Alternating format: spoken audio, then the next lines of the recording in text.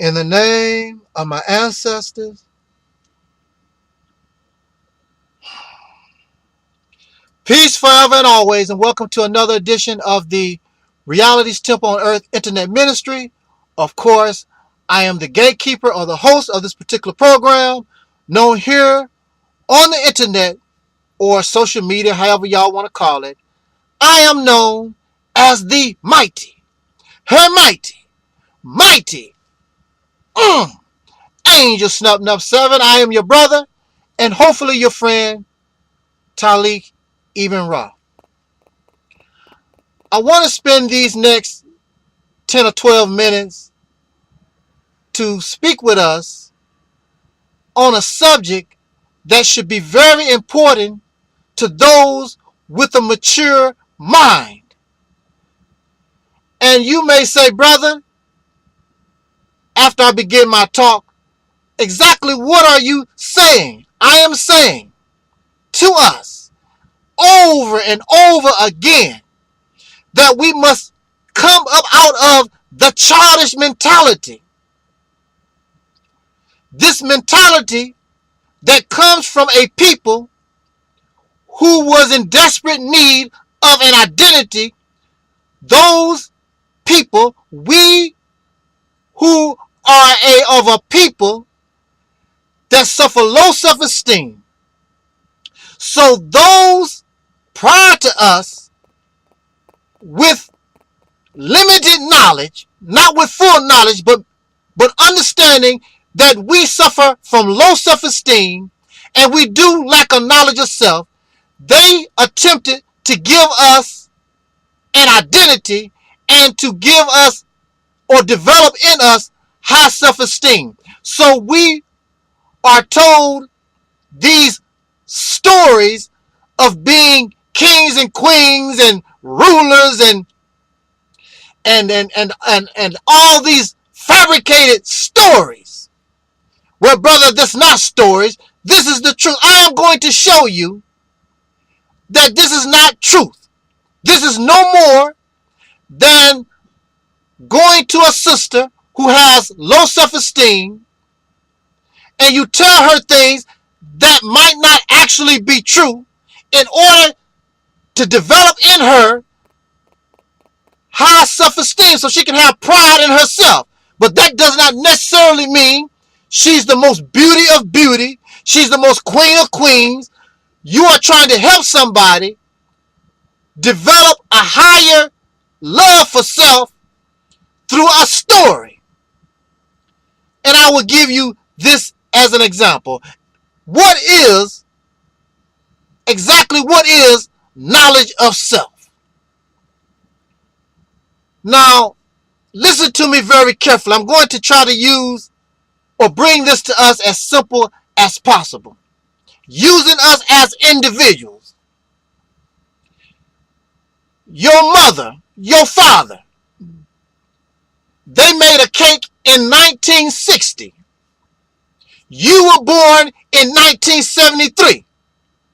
Now I ask you, just using common sense, if you were not born until 1973, but this cake was made in 1960, how can you claim it? How can you claim building the pyramids when the American Negro did not even exist?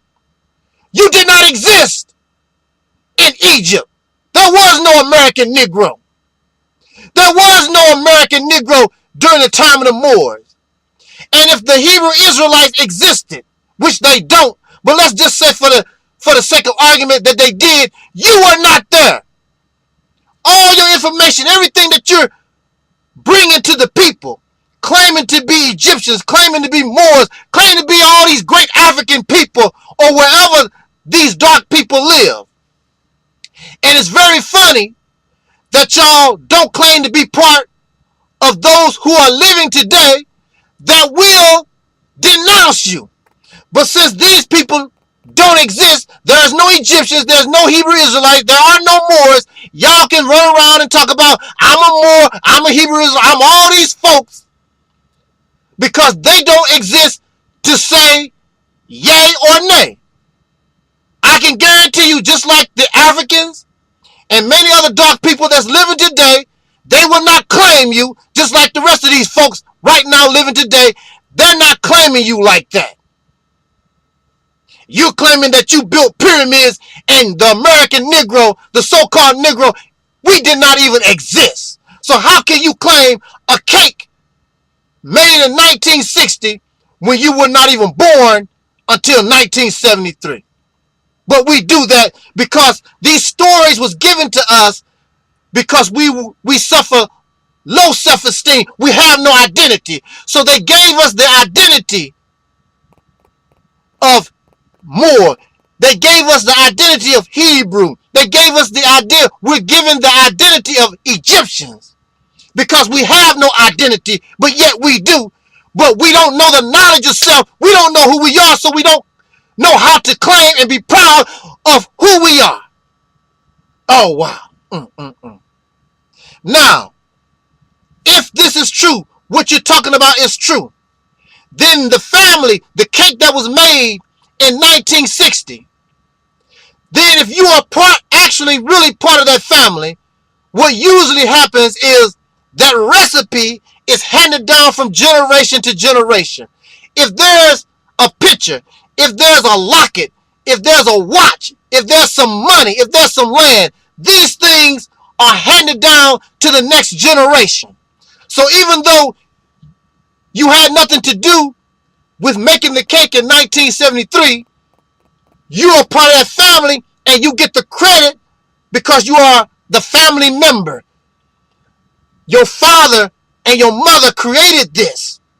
What Hebrew, what Egyptian, what Moor, all these people that y'all claiming, who are these people that you inherited this from, that gave you something and passed this down to you? Nobody.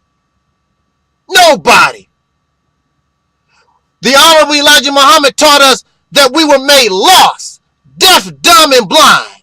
It almost, I'm not going to call us a dog, but I want to use this as an analogy. The dog that is a mutt. When you see a dog that is a mutt, sometimes you can guess what that dog is mixed with. A lot of times you have no idea. But that dog is what it is. We are who we are. It makes no difference where we come from. We were made lost, deaf, dumb, and blind.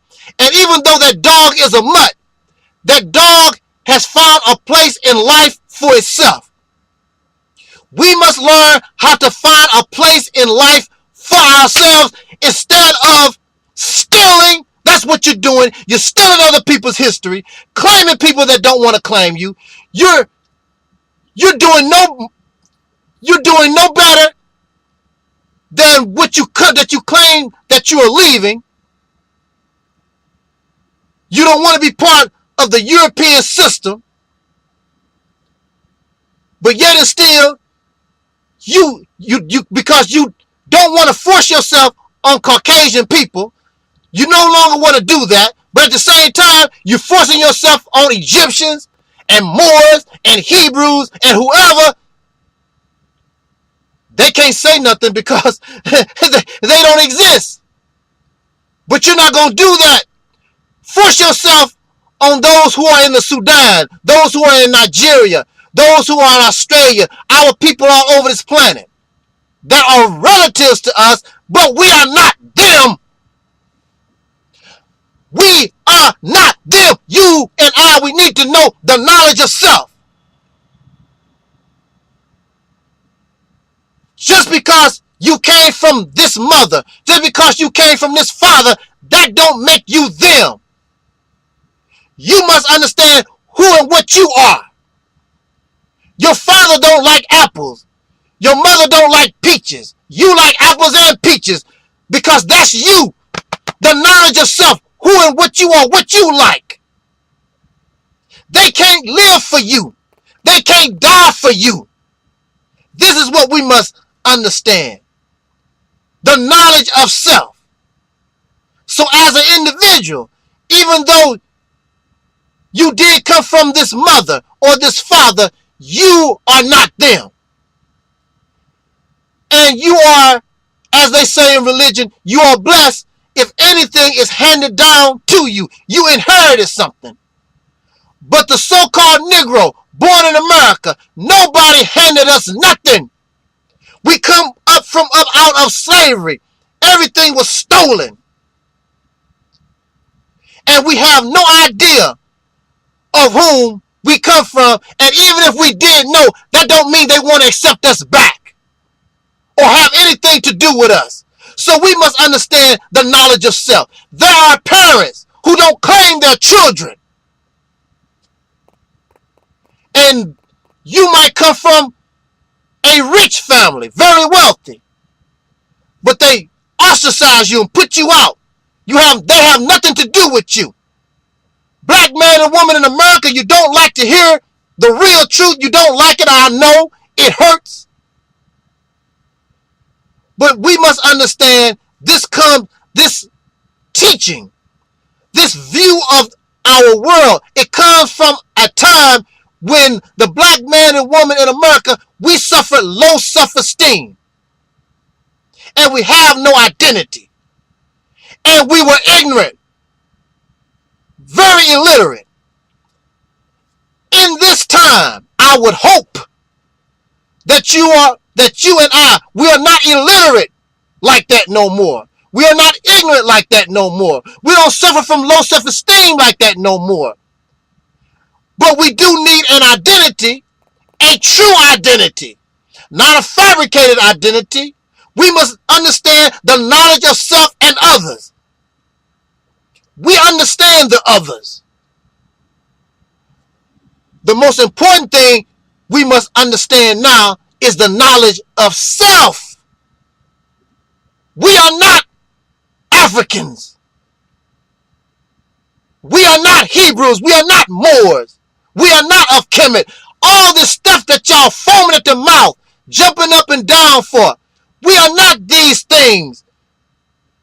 Understand the knowledge of self. You don't like it. But we are the children